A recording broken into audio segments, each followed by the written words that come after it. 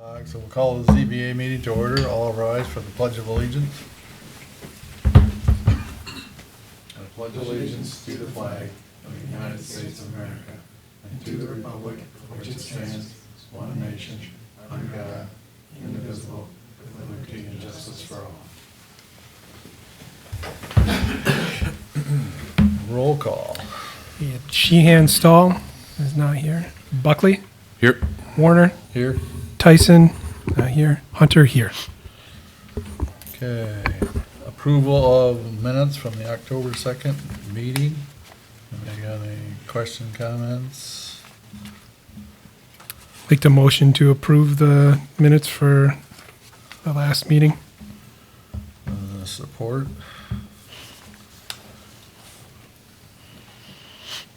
I'll support. Those in favor? Aye. Aye. Those opposed? Minutes approved. Correspondence, board reports. Well, I did, if you look in, at the board expiration dates, I did send out an email. We have 4 positions that expire at the end of this year, and so I sent out an email to those who, whose terms are up, and if they haven't already applied and are interested in reapplying, Jennifer does have applications here tonight for you to be able to fill out and turn in. But that's all I got for correspondence.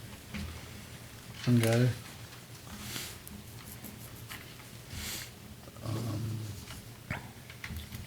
Well, I guess we can welcome Ryan. He's a replacement for Yep. Brian. Yep, Brian is our new liaison from the Planning Commission. So, okay. Approval of agenda, tonight's agenda. Right. Motion to approve tonight's agenda. Second. Those in favor? Aye. Aye. All opposed? Agenda approved. Okay, at this time, I'll open it up. At this time, I'll note that Taylor Sheenstall has entered.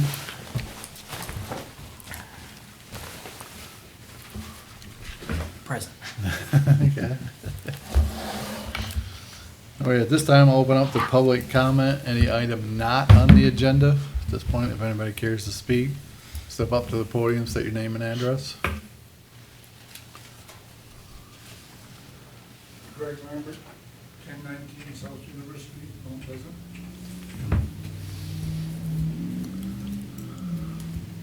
Do you have any comment or? I'm here regarding issues at K Street. Okay. Vehicles. Okay, we're not taking those right at the moment. When we get to that item, we'll give you a chance to speak. Just don't want to be missed. Okay. Any other comments? Hearing none, close the comments. New business. We have 2019-02 show cause hearing for the property at 5116 K Avenue. Owner Richard Carr. At this time, I guess I'll open up to Peter to state the complaint violation, and then we'll hear from applicant or representative. Yep. So, okay, this is something that we don't do very often. We did have one scheduled for last month, but it was canceled because of at the time the issue was remedied ahead of the meeting, and so we no longer needed the show cause hearing. Just to brief everybody on what a show cause hearing is, it's 7.6 of our zoning ordinance, notwithstanding any provision contained within the Union Township zoning ordinance. The zoning official may initiate a show cause hearing before the Union Township Planning Commission or Zoning Board of Appeals. I have initiated one before the Zoning Board of Appeals. When said official believes a violation of the zoning ordinance has occurred, the purpose of this hearing shall be to allow the violator or his or her agents an opportunity to show cause why the provisions of the ordinance should not be enforced. And so the violation that we have here, if you look at the memo that I supplied you in the packet, contacted by mail, certified mail, to the owner, violation in the springtime, a violation regarding the outdoor vehicle storage of multiple trailers and vehicles on a vacant property and residentially zoned property. Didn't hear back anything from the owner. Discovered that actually the owner doesn't take certified mail, and so it was better to just send them a regular first class mail, and then they would get their letter. That's how they were able to get the notice for this hearing tonight. The reason why we sent the letter out to the owners because we had received complaints from those in the neighborhood on K Street of it being unsightly and all the vehicles parked there on a vacant property. So the violation comes out of 8.4, automobile and vehicle storage. Automobile and vehicle storage shall not be permitted in the front yard and shall be permitted in the rear or side yard if locked to prevent access by children. Outdoor storage of 3 or more inoperable or dismantled motor vehicles is regulated under subsection 3.39, which in the ordinance is a junkyard. And so the violator will be here to present their case and to inform us of one, if the vehicles are operable or not, if they're licensed. If they're not, you can make an argument that you don't have a junkyard. But the issue is still that you can only have vehicles stored in the front, rear, side yard. There is no principal building on the property. It's just vacant parcel. Our ordinance defines yard, front yard specifically, yard extending across the full width of the lot, the depth of which is the distance between the front lot line and the main wall of the building, excepting steps and unenclosed porches. In this case, we don't have a building to measure the main wall of that building where the front yard actually begins, ends, side yard, rear yard. I look at this as more of becoming a commercial operation where vehicles are just being stored on a residential property. There's no protection to stop access on and off of the property. There's nobody that, for example, if you were to store a couple of vehicles at your house on your side yard, you could be aware of if something is missing or if somebody's trying to take that. There is no kind of protection here with those vehicles just sitting there in the neighborhood. So violation that we're looking at is 8.4 of the zoning ordinance. Okay. So at this time, I think we'll take public comment first before we hear from the property owner or the representative. So if anybody has any comments on this subject, step up, state your name and address. Yeah, my name is Greg Lambert. All the things in question, vehicles, trailers, are mine. I use that property from Mr. Kerr. I've used it over 15 to 18 years and really have not had any issues. I've had one issue that somebody stole a tow dolly from mine, and the tribal police are still investigating it. And as far as people watching the property, the immediate neighbor gave me a letter that saying that all these vehicles move. The trailers I use for vacationing, they're not junk. I have almost $100,000 worth of material there, as I call vehicles, and I do maintain them. He has my phone number, my cell phone number, and he basically checks if anybody's on that property because of my tow dolly being stolen. And I'm there every day, sometimes at night, because you never know who's going to steal something. Okay. But it's not a junkyard, and these vehicles are locked. I try not to lock them because they're going to break my windows if they want something. But right now, if you went down there, you would see they're locked. There's nothing unlocked there. Okay. So you said you rent it from the owner, or I missed that part, I'm sorry. I maintain the property for the use of my vehicles. Okay. I have a letter I'd like to give you from my neighbor. Can you, Okay, yeah, if you want to pass it out. now, if you read this, it'll explain. Thank you. Who this guy is. He's my immediate neighbor. When you read that, you'll see that there's no issues there. There's no house there. I move them around just to show that they do move. I can put them way back if need be. We only have 2 vehicles that I do use. And then when I change, I go to Montana or I go to the Upper Peninsula, I go to my insurance agent and tell them I'm going to use this vehicle. They're not junk. believe me. So you have I have 2 vehicles and 2 campers and some other stuff, is that correct or not? Yeah, yeah. I have a 5th wheel with a truck that goes to that 5th wheel, and the truck that takes care of my Lance camper. And I have another 4-wheel drive I use daily, and a car I use for my property. I don't live there. I just maintain the property for use of my vehicles. And correct me, and on the property though, there are other things, there's a utility trailer, a fiberglass topper, There's some extra Other things stuff? there, yes, okay. that go with the trucks. I have a small trailer there. So you routinely keep 2 vehicles and 2 campers there unless you're gone, like you Right. said. And then there's a few other things on the property. But I have 2 snow machines there too. 2 snow machines, okay. I mean, I drove by there the other day just looking at the lot. I just was making the note of what was on the property. I didn't go on it, but, I got a little bit, okay. But this time I'm all Any set. other questions on this lot?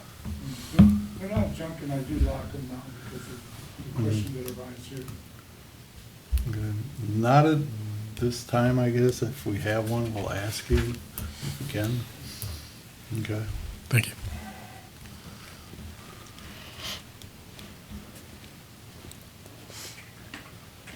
Anybody else care to make comment to the,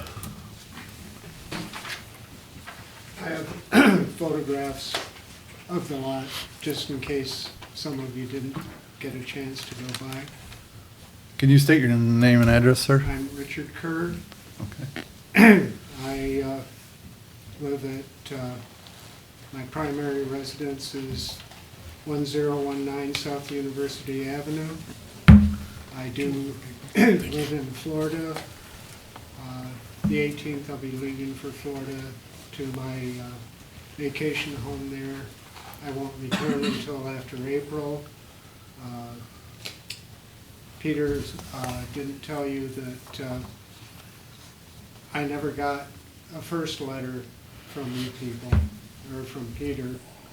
And because I was in Florida, he mailed the letter in March, and I don't come back until April.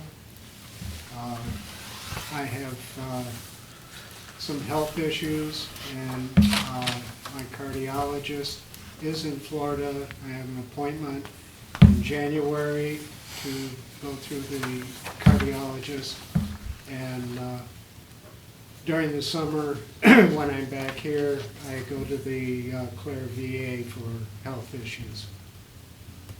Okay. But I have photographs of the lot that I'd like you to take a look at. And the trucks.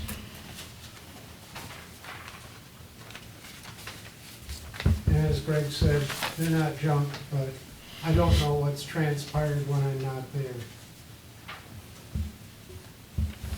That's just to show you that the vehicles are licensed.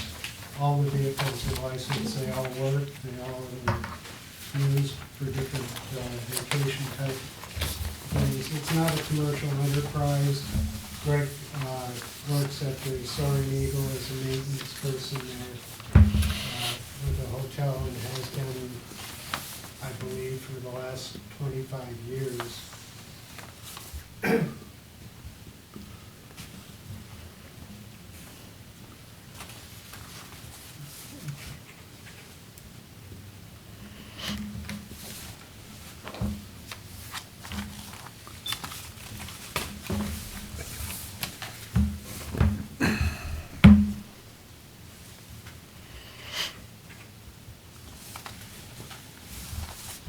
Okay, so may I just make sure of you're okay with the property, that the activity that goes on the property, is that Yeah, it's correct? fine with me. I mean, Uh-huh. he just uses the equipment.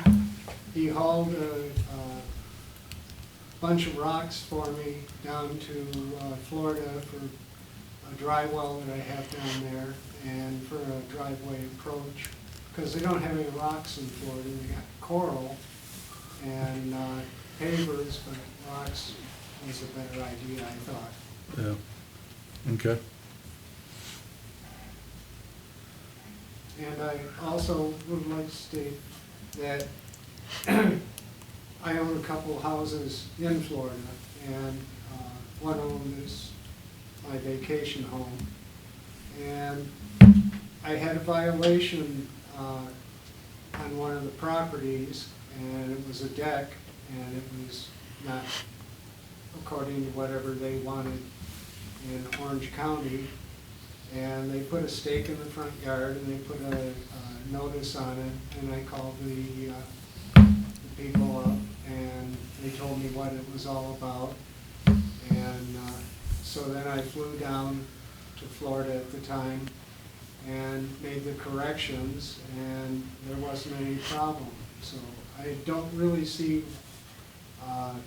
when I got back from Florida and when I got this letter, the second letter, I talked to Greg, and he said he left the doors open on his truck so they didn't bust the windows out. And I said, well, you can't do that, you gotta lock it up. So he's locked the trucks up, so I don't see what the problem is. I mean, other than somebody doesn't like the look of the truck or the make of the truck or the paint job on the truck, they're just plain trucks, and they do work.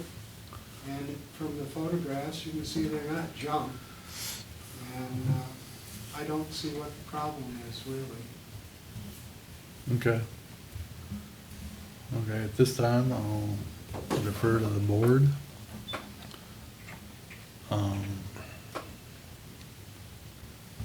So the primary issue here is that there isn't a building on the property, and we can't necessarily determine storage of vehicles on a property without a building. Yeah, there is That the- wouldn't make this seem like a commercial storage Yep. in a residential property. If there was a residential house there and someone lived there and they had these vehicles that they used, they could store them in the rear or the side yard, and as long as, they're locked, they're fine. And it would be implied that the home itself, the structure itself, is providing a form of screening of those vehicles. Mhm. Hence the Somewhat. restriction to the side or the rear yard. Mhm.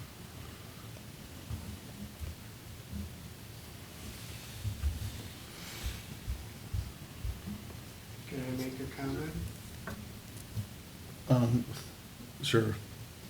Okay, the reason there isn't a building there is that Union Township sent me a letter and said that I had to bring the building that was there up to present-day building code, which wasn't true. And so I had the building removed, and I had the 2 septic tanks that were there removed, and I had a man come in with a hydro hoe and take up the foundation and fill it with fill sand. And that's why there isn't a building there. Currently, But okay. also with your ordinance, it says the front line of the next property, the front, in other words, the front of the next building next to it, provides a line for the front yard.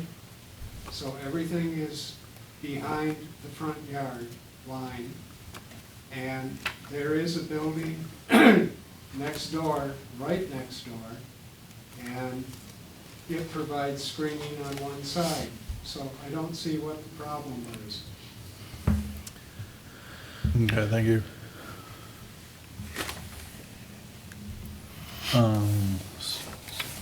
And there's a building on the other side also.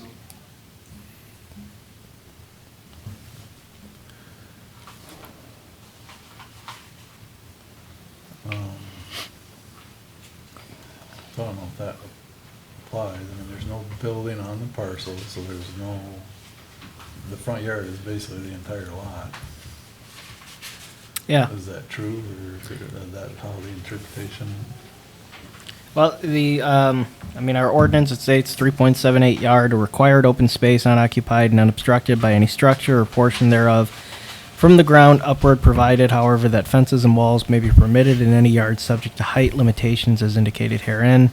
Then it defines a front yard, a yard extending across the full width of a lot, the depth of which is the distance between the front lot line and the main wall of the building, excepting steps and enclosed porches. The rear yard is defined as a space unoccupied except for an accessory building extending across the full width of the lot, the depth of which is the distance between the rear lot line and the rear wall of the main building. Side yard defined a yard between a main building and the side lot line extending from the front yard to the rear yard.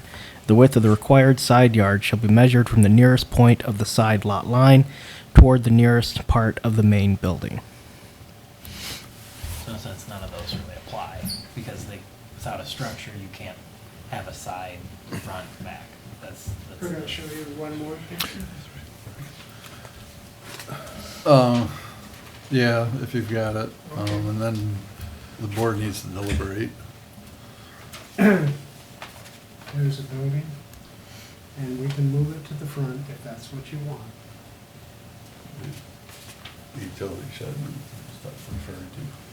And I don't know, like the- Without a foundation, it wouldn't count as a Yeah, structure. that's not It'd a be permanent Simply an shed. accessory building. Yeah, that's just an accessory. Well, and if there's, actually, if it's not attached permanently to anything, it can't even be considered an accessory building. Because remember, an accessory building has to be attached to something with permanent foundation or have a That's true. permanent foundation itself. Okay. If it was deemed an accessory building, then we'd have another violation of an accessory building without the principal building. Okay, true.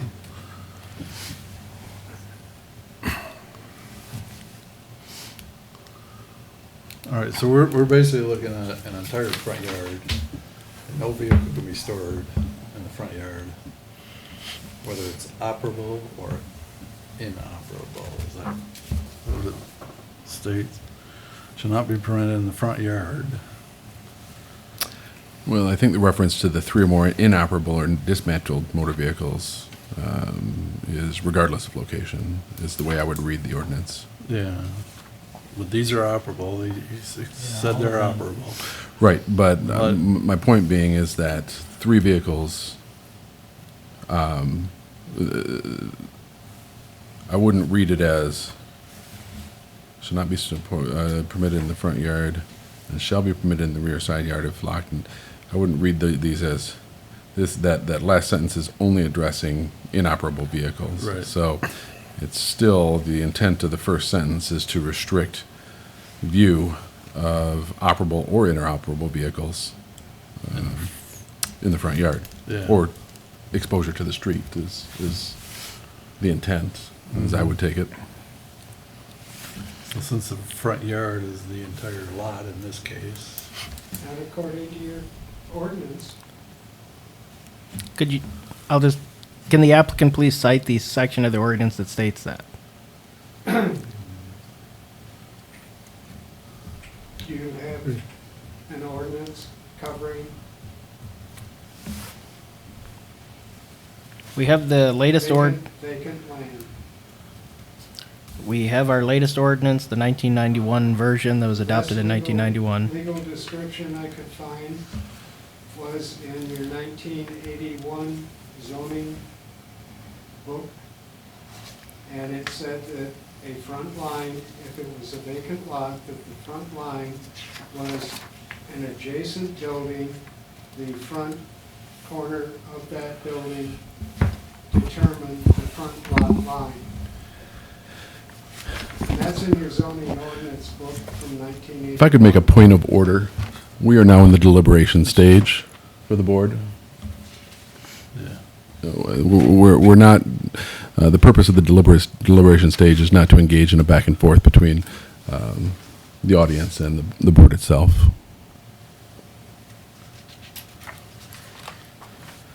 What's our definition of motorized vehicle? Like, would any of these campers, being that one's a fifth wheel and one looks like it's attached to the top of a truck, are those going to be counted as a motorized vehicle? Or, because there's 2 trucks here.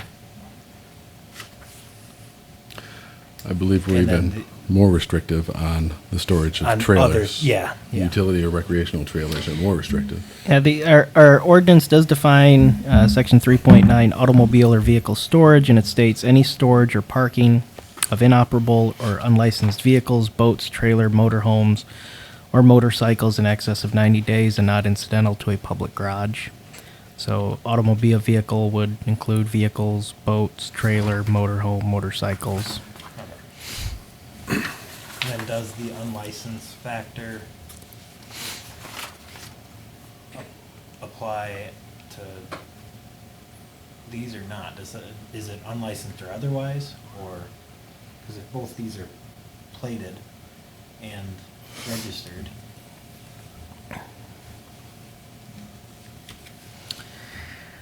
I mean, I understand there's a lot, Yep. there's a lot on this property. I'm trying to figure out what, in a sense, needs to be downsized. Yeah.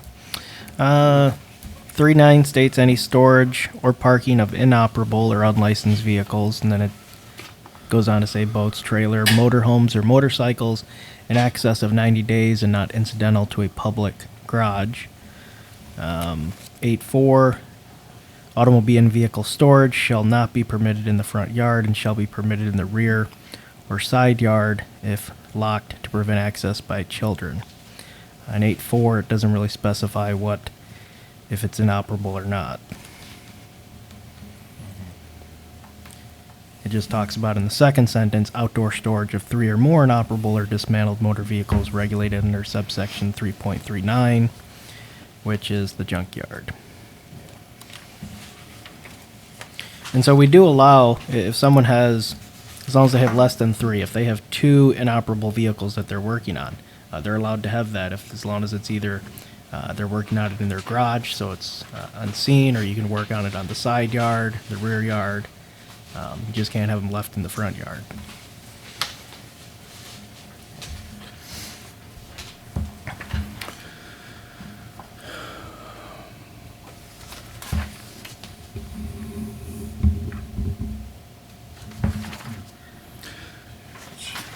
Yeah.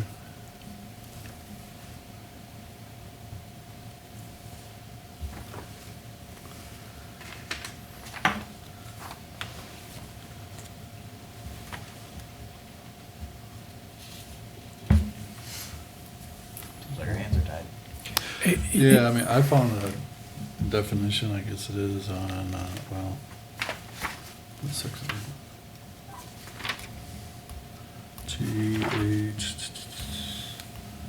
Well, I guess that's under billboards. But if it goes 3.13. on to elaborate on motor vehicles, and it even says Well, boats. let's start with 313, was billboards, G, H, Y, all the way through Y in the frontage yard. Extending across the front of a lot between the lot lines and the being horizontal distance between this street and the place of line of a main building. Well, there's no main building. I mean, this may seem like it's trite and, that there's, the whole thing holding us back is that there's no building on the lot. So there's no front yard, side yard, or backyard, but that is the zoning ordinance.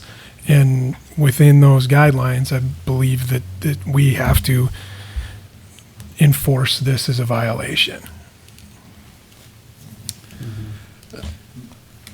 My thought, though, is moving forward, what would be permitted on this property in regards to any of this? Is there no use for a vehicle here, or Any That's- part of it's what's kinda- there, It yeah. kind of, the way it's worded right now, it almost seems like you can't put anything on this that's not a structure. Yeah, that would be allowed Yeah. in the ordinance. Yeah. On the, I mean, it's an R2B district, it's residential, and so it's not, Yeah, it's not. like, you don't have a use of the property, but, But So- maybe not this particular Yeah. function of use. I mean, R2B properties, permitted uses by right, a one-family dwelling, a two-family dwelling, family daycare homes, accessory buildings and uses in conformity with Section 8 that are customarily incidental to the above permitted uses, provided accessory buildings uses shall not be used for commercial or industrial purposes, including but not limited to retail, manufacture, or storage activities.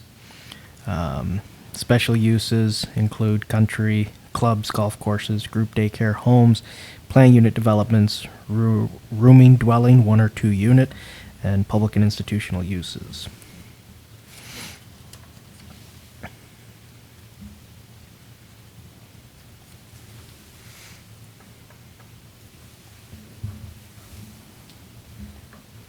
My impression is that what we're saying here is that essentially, and I think that's probably bears out based on the conversations we're having at the Planning Commission in terms of updating ordinances, that in a vacant property and it's zoned R2B with no structure on it, you're talking about a maximum temporary parking of a recreational vehicle or truck or a vehicle.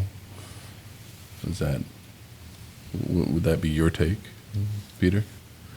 That we've discussed in the, Based on our discussions, we're limiting to a temporary for temporary purposes the storage of any recreational or vehicle, and With a But- 90-day permit. then- But that's not yeah, even. but that's not, that doesn't, that's not with a, like a vacant piece of property. That's if, like, you have the, you're gonna be building a property, Mhm. or I mean, a dwelling, or if you're some kind of recreational use, or if you just want to have, somebody living in a trailer camper with the house there, and for a temporary living dwelling, but nothing where that's the only thing. You're just storing it there, and it's nobody's actually living in it temporarily or anything.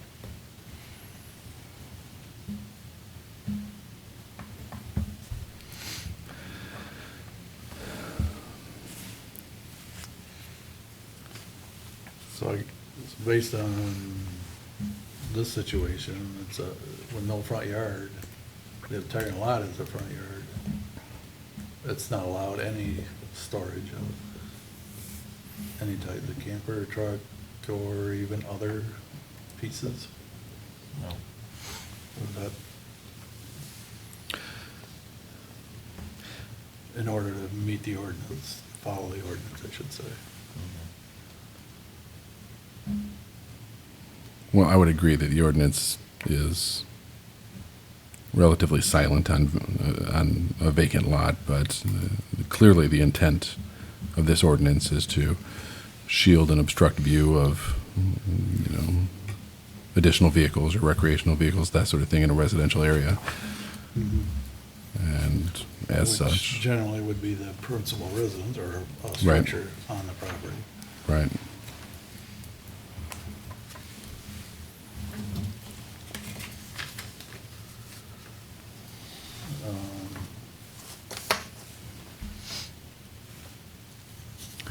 So I guess we would vote. Well, so to go back to 7.6, at the hearing, the zoning official, his or her agent, shall present the case against the property involved. The zoning official, his or her agent, has the right to present witnesses and/or evidence to support his case. So we've satisfied that requirement. The person representing the violation may rebut the case and may present witnesses and/or evidence to support his or her case. She may cross-examine previous witnesses and may be represented by counsel. We've satisfied that requirement. And then D, upon completion of the hearing, the Planning Commission or Zoning Board of Appeals may take whatever action it feels necessary and proper and within the scope of their powers to affect the regulations and intent of the regulations set down in the zoning ordinance. So it would be within your authority to rule on the decision, to either say that there is no violation found, or if there is a violation found, and to offer a remedy of the violation.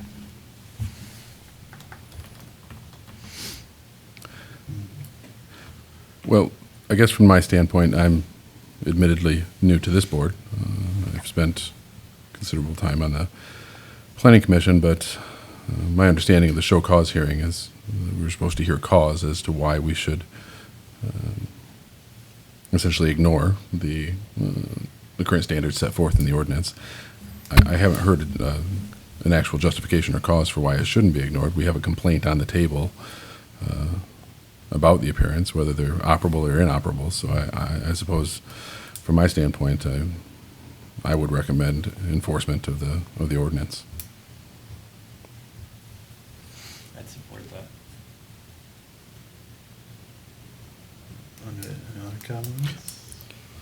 We should probably put a tag on there for an acceptable amount of time to get that off of the property or whatever we deem necessary there.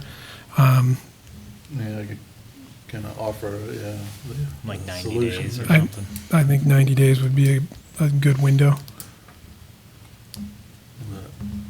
So, yeah, if I guess if I'm putting this in the form of a motion, I guess my motion would be to, and I'm not accustomed to making motions on, normally I have a number and everything that I'm recommending, but my motion would be to find the owner in violation of the zoning ordinance and provide 90 days to bring that parcel into compliance with the ordinance, Based on 8.4. based on section 8.4.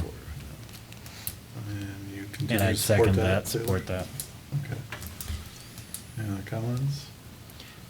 Those in favor of the motion as presented? Aye. Those opposed? Okay. So, in a decision made by the Zoning Board of Appeals, such decision is appealable to the Isabella County Circuit Court on questions of law and fact. Appeals made to the Zoning Board of Appeals shall be, well, that's for the Planning Commission. Let me just read the part. Okay, so the decision of the board shall not be final until 21 days after it is made. Any person having an interest affected by any such ordinance shall have the right to appeal to circuit court on questions of law and fact during said period. Further, any person or persons or any taxpayer, department, board, or bureau of the township aggrieved by any decision of the Board of Appeals shall have the right to appeal to the Isabella County Circuit Court on questions of law and fact. The decision 21 days after it is made, that is 21 days after the minutes are approved. And so the minutes from this meeting will be approved at the first meeting in December. Once those minutes are approved, 21 days after that is the deadline for appeal.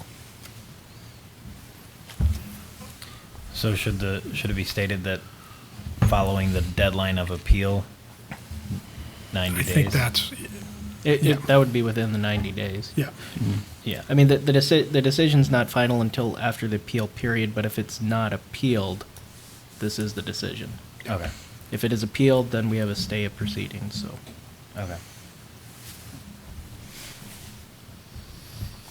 Okay, thank you.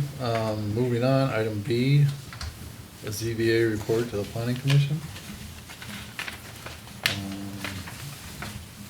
So in our, Go ahead. yep, in our rules of procedure, by the planning commission has bylaws, we have rules of procedure. States that we will provide a annual zoning board of appeals report to the planning commission submitted by December. And so I've drafted for you a letter, dear planning commission. If you get a chance to read it, I go on with the number of applications that we've gone on. I summarize those applications. And so if you guys are okay with this report, if you want me to add more to it, if you want me to take something out, it is your report. I'm just writing it for you. Well, I only have a question I get in the last little statement there. I don't know if I don't follow the thinking or what it says. Zoning Board of Appeals looks forward to working with the Planning Commission in 2020 as the township seeks to adopt the new zoning ordinance, period. Board of Trustees in 2019. Okay, that must, I guess I'm not following with Yep. that last little. because I took an old template and I just tried to change stuff Okay. around, so, yep, typo there. I mean, I'm fine with you outline what we've been doing. Yeah, I'm in concurrence with that.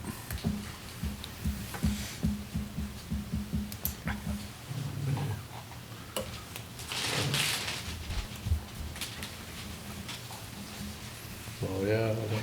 You're just looking for approval to send it on our behalf? Yeah. Okay, yeah, no issues.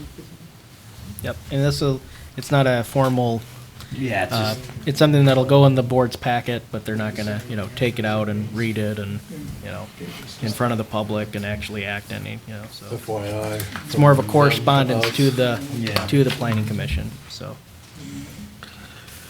Okay. With that, any other business?